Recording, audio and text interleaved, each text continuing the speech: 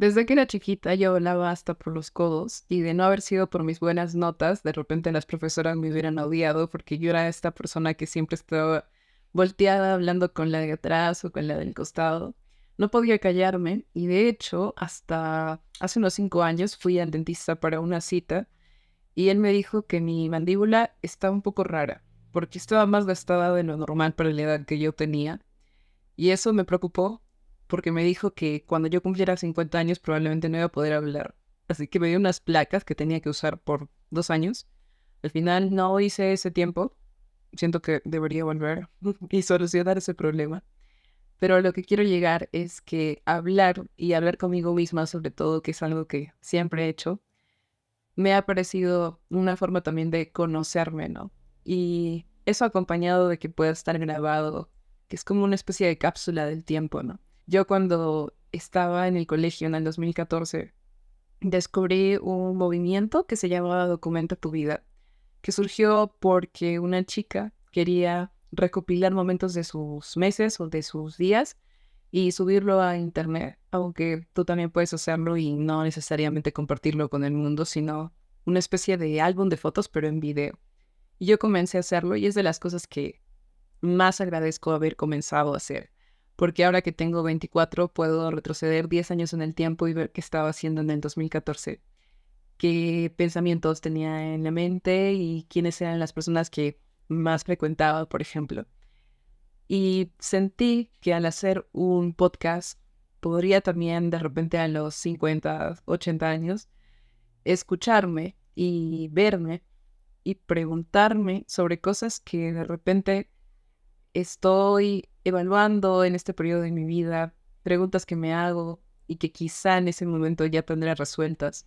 Y sentí que es algo que quería intentar. Yo escucho podcasts desde la pandemia y he llegado a un nivel casi de obsesión de querer escucharlo siempre. Y pues hay mucha gente muy sabia en internet que tiene como 30 y pico, 40 años dando consejos ya de cómo tienes que hacer para tal cosa, porque ellos ya han atravesado todo eso, ¿no? Y yo sentí que faltaba alguien que quizás hablara sobre los caóticos 20, ¿no? Donde todavía tienes todo tan revuelto, tan movido y no tienes alguna respuesta porque estás todavía en medio del huracán. Y yo me sentía así, ¿no? Y creo que hay algo valioso en eso también, que es como lo que precisamente voy a hacer en este podcast, ¿no? No les voy a compartir quizás las lecciones que tienes que poner en práctica en tu vida, pero sí aquellas cosas que me están sucediendo y hay un valor en conectar con esa incertidumbre y con esa duda, ¿no? Porque así te sientes menos solo, ¿no? Cuando yo he visto contenido en internet de gente que está en la otra parte del mundo, atravesando por una situación muy distinta a la mía, pero que tienen este sentimiento o esta pregunta, pues entonces siento que me juzgo menos, ¿no? Que hay alguien viviendo lo mismo que yo y eso a mí me parece pues muy lindo. Así que ese es el motivo principal por el cual estoy haciendo este podcast. Pero para presentar el podcast, primero tendría que presentarme a mí también. Yo me llamo Nazaret, tengo 24 años, casi 25. Mi cumpleaños se acerca a velocidades extremas, es el 7 de enero. Y de hecho, ahí me voy a detener porque yo sé que a mucha gente no le gusta sus cumpleaños. Para mí es un dato diferente porque yo lo adoro.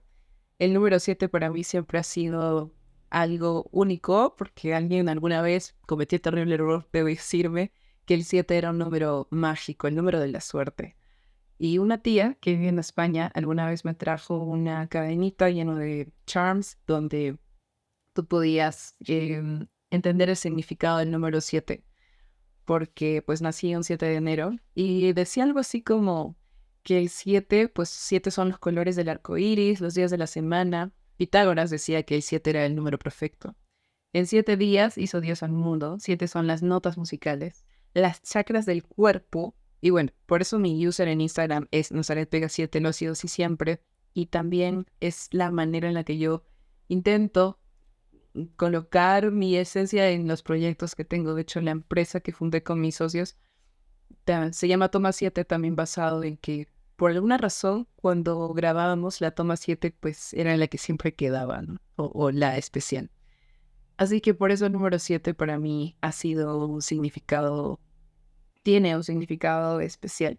Además de recordarme a mi cumpleaños, que era el único momento en donde, pues, la excusa perfecta de reunir a toda mi familia, familia a la que no podía ver el resto del año, y me celebraban fiestas que, más que por mí, a mí me gustaba que estén todos juntos, ¿no? Así que tiene como un pedacito de mí y de lo que soy.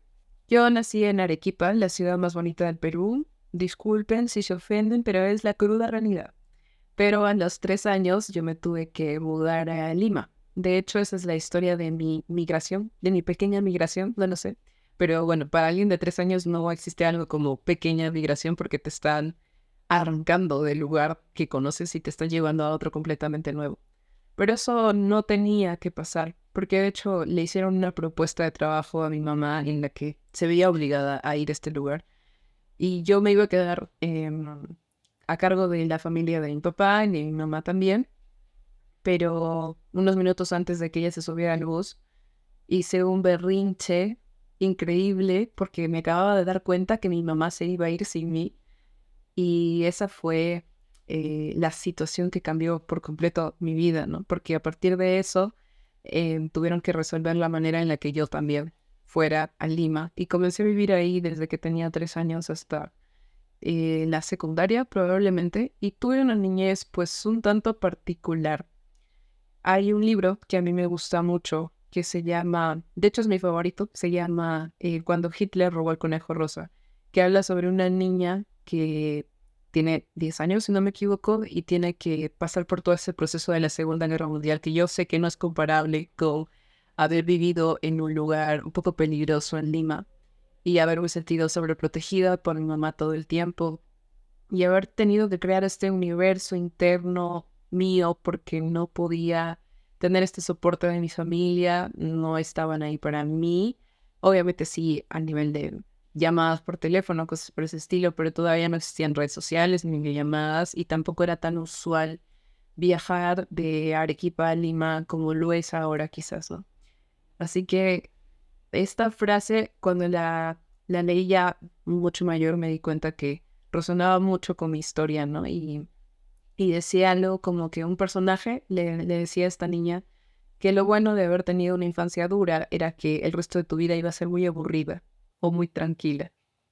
Y quizás eso fue lo que me pasó, porque cuando yo llegué a Arequipa, cuando regresé con mi mamá a vivir acá en la secundaria y me metí a un colegio de monjas, descubrí un mundo, no sé si de tranquilidad, pero definitivamente nuevo, ¿no? Donde ya lo peor había pasado y entonces estaba dispuesta a aprovechar todas las bellezas de la vida. Y una de ellas era tener que enfrentarme a una nueva educación, por así decirlo, en el colegio en el que yo estudiaba en Lima. Pues tenía un enfoque muy competitivo. Era como un colegio en donde te preparaban para rendir exámenes contra todos los colegios demás sobre ciencias, sobre matemáticas. Entonces tú pensabas solamente en eso y teníamos como una hora de arte a la semana en donde hacíamos pintura y ya está, no había más. Y si teníamos que repasar un libro era solamente desde el punto de vista de poder marcar una respuesta correcta. Pero cuando llegué a Arequipa, en este colegio de monjas, hacían hasta cocina, em, costura, interpretación literaria. Yo me volví adicta a una profesora que nos hacía leer las obras. No estabas obligada a leerlas, pero yo las leía igual porque era la primera vez que estaba descubriendo cómo desmenuzar una obra literaria sin todo este cargamontón de tener que sacar datos exactos ni fechas, sino solo disfrutar de la literatura, de la escritura. Y también había un elenco de teatro en este colegio al que por supuesto postulé y más allá de solo actuar, me dieron la oportunidad de escribir guiones y puestas en escena y entonces yo me encargaba de las actuaciones escolares o cosas de ese tipo, que también sentí que fue algo que definitivamente despertó mi creatividad y me sentí más libre que nunca. Cuando yo estaba en ese elenco de teatro, descubrí que me gustaba la actuación y me obsesioné con Natalie Portman, con Anne Hathaway, con Kate Winslet y tenía como la filmografía completa de Leonardo DiCaprio y de pronto comencé a ver las películas y dije, bueno, yo voy a ser la actriz peruana que represente a Perú a nivel mundial, voy a esforzarme por ser la mejor. Y cuando estaba en cuarto de secundaria, hubo una competencia que se llamaba 48 horas para grabar tu cortometraje o algo así. Y yo postulé, fui. Esa es una historia muy chévere que ya les contaré más detalladamente después en otro episodio, pero básicamente conocí a un chico que estudiaba publicidad y me di cuenta que más allá de la actuación, había una figura que a mí me llamaba mucho más la atención. Era alguien que tenía que tomar decisiones, que tenía que analizar el panorama completo, no solamente una cosa, sino tenía ese poder de liderar personas y al mismo tiempo era muy mandona, cosa que yo siempre he sido. Así que me identifiqué mucho con ese rol y de pronto surgió una chispita que me dijo, quizás a ti lo que te gusta es la dirección de cine. Y eso fue un cambio por completo, porque entonces cuando llegó quinto de secundaria y todos estaban buscando carrera y escuchabas que estabas en esta carrera para entrar a una carrera llena de problemas y cosas que ibas a resolver en el examen de admisión, había gente que iba a estudiar psicología, industrial, comercial, todos sabíamos que iban a estudiar los demás, porque mi colegio era solo de chicas. Yo estaba completamente casada con la idea de que iba a estudiar dirección de cine en Argentina, así que cuando eso no pasó, por algunas razones, se me cayó mi plan A y me quedé completamente en el aire. Y yo creo que hay personas a las cuales les cuesta escoger una carrera porque no sienten que encajen con esa. Y a mí lo que me pasó cuando se cayó ese plan A fue que de pronto sentí que podía pertenecer a todas. Me veía como una administradora de empresas, como estudiando para ser abogada, también ingeniería ambiental, psicología, educación, que es así como mi mamá me la prohibió, pero me veía en todas las carreras y al mismo tiempo no sentía pasión por ninguna, así que apareció este recuerdo del chico de publicidad que conocí y al final terminé estudiando eso y cuando postulé e ingresé, mis profesoras tuvieron una temporada donde yo las percibí muy enojadas conmigo porque de pronto sentí que ellas tenían otras expectativas para mí. Por suerte, en mi familia, mis papás siempre han estado ok con lo que yo he decidido, aunque no muchas veces lo comprenden. Pero en el colegio sí comencé a notar esta nube o este elefante en blanco que estaba en medio de la habitación diciendo, sentí que dabas para más, ¿no? O no creí que ibas a escoger una carrera de ese rubro o tan sencilla para ti. Y sentí ese primer dolor, ¿no? De no cumplir con las expectativas, con los deseos que tenían los demás sobre mí y quizás estar haciéndolo mal, pero al final del día siento que fue la decisión correcta, ¿no? Y es así como entré a publicidad y ustedes ya se imaginarán la decepción y el fracaso que yo sentí cuando después de terminado el primer año dije, quizás sí me equivoqué. Y cuando llegó el segundo, fue aún peor porque yo había entrado a esta carrera por el tema de audiovisuales, porque yo sentí que íbamos a hacer eso todo el tiempo, pero en el segundo año solo veíamos diseño y yo me quería arrancar la cabeza. Así que eso también es un buen tema para la siguiente ocasión. No sabía qué hacer, porque de pronto todo había perdido sentido, estaba en una carrera que no me gustaba y no sabía muy bien hacia dónde dirigir mi vida para poder hacer lo que yo quería hacer, que era cine. Y afortunadamente tenía amigos maravillosos que estaban, no sé si igual de perdidos que yo o con las mismas ganas de intentar algo nuevo, pero les ofrecí hacer una película que estuvimos haciendo durante 5 años, se llama Revolución, y, y fue quizás la cosa más especial que hayamos hecho en nuestra vida.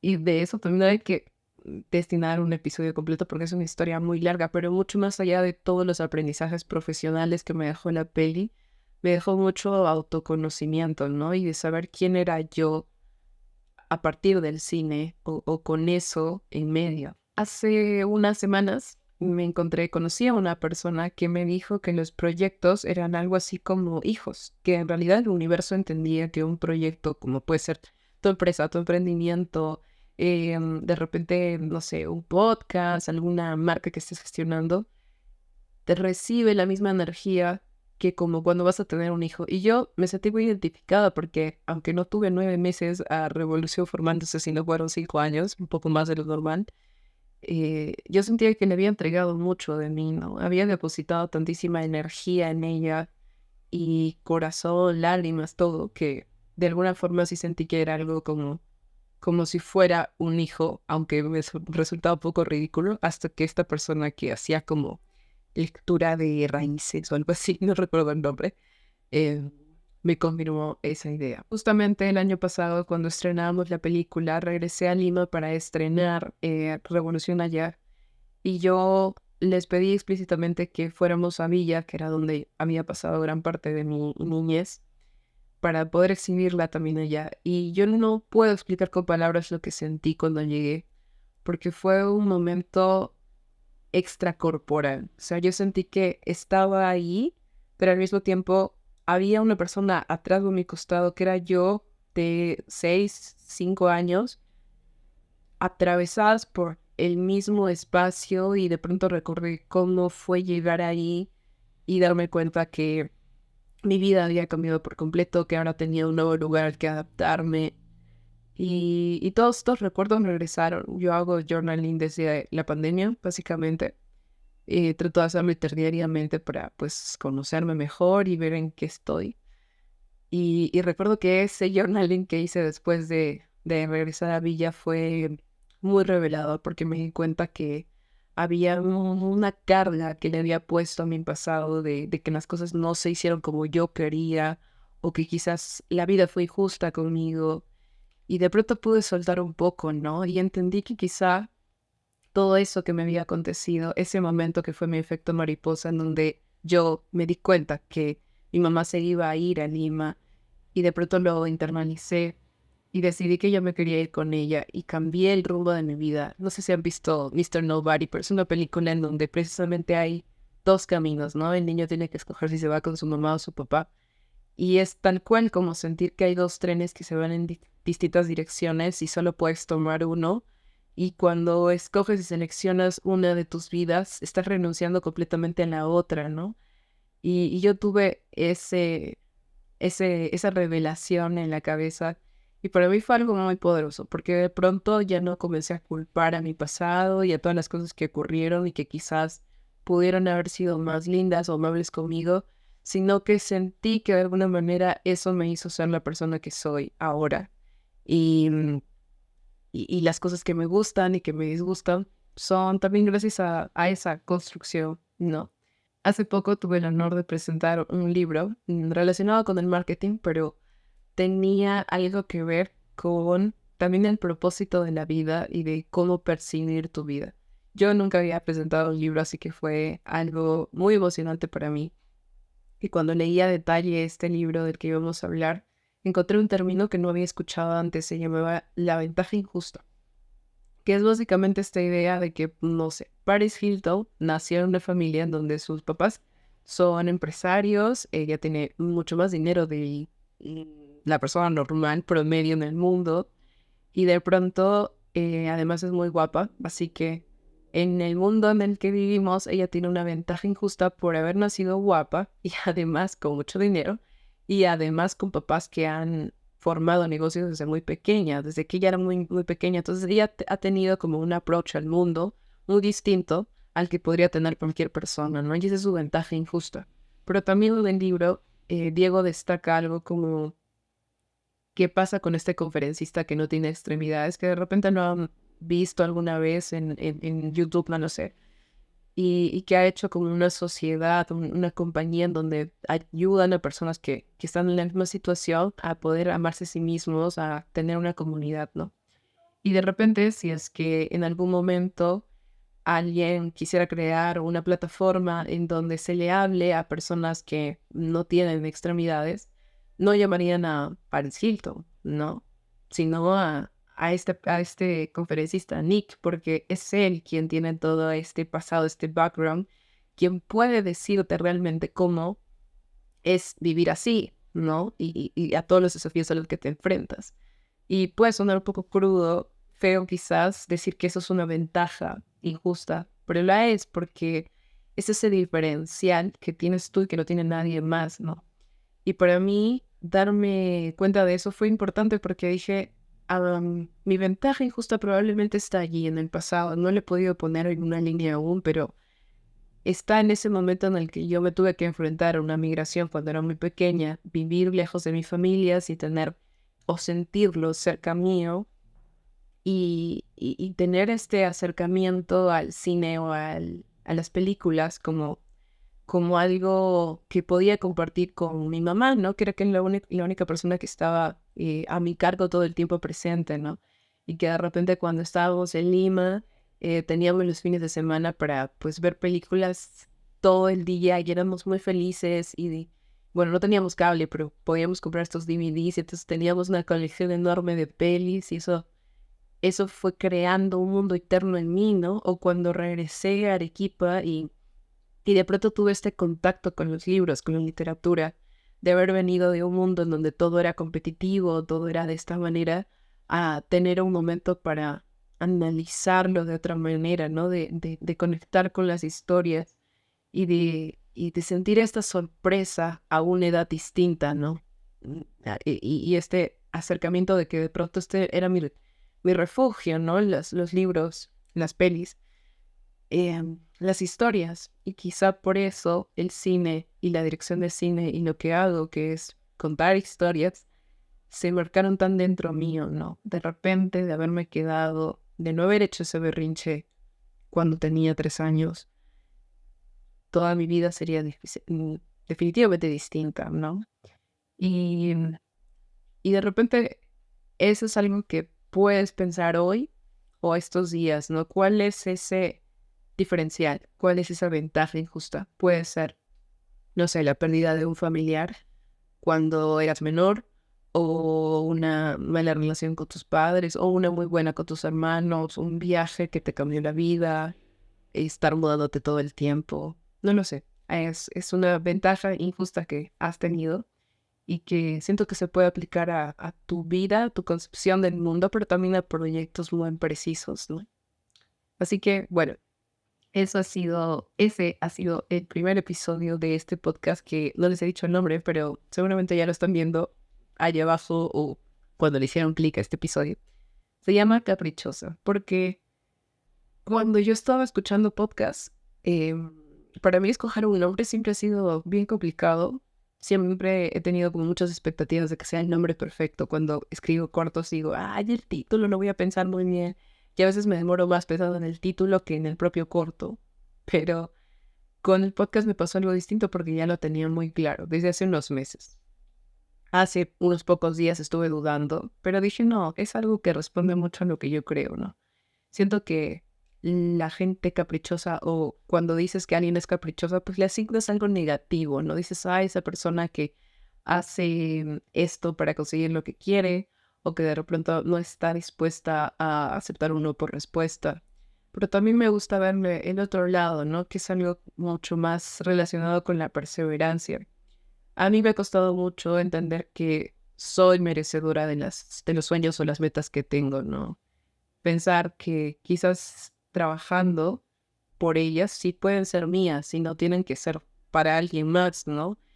Así que esta perseverancia y estas ganas de darte un capricho a ti mismo, de decir, ya quiero esto y voy a ir a por todas por lograrlo y por de pronto convertir algo tan frío como un papel en un podcast como lo estamos viendo ahora, puede suceder, ¿no? Así que siento que igual caprichosa no es un término tan malo, ¿no? Y les voy a dejar pensando en eso. Y bueno, en el próximo episodio vamos a hablar un poco sobre una pregunta que me hacen un montón. Que es la pregunta que más me hacen, que es, tiene un lado bueno y un lado malo, pero lo vamos a desmenuzar en ese episodio.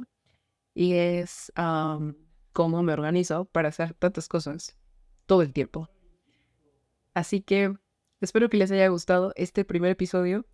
No sé si estuve nerviosa o no, pero es algo que quería contarles porque siento que en el resto de la temporada voy a regresar un poco a estos vínculos que hoy les he compartido. Es algo muy personal y no creo que se lo haya dicho nadie más allá de mis amigos más cercanos o mi propia familia, pero sentía que era algo que podía conectar con otra persona que haya tenido, no sé, alguna situación similar o se haya sentido así alguna vez, que podía serle útil de alguna manera. Así que, bueno, interactúen con este primer episodio para yo saber que pues están ahí y nos vemos en el siguiente episodio. Adiós.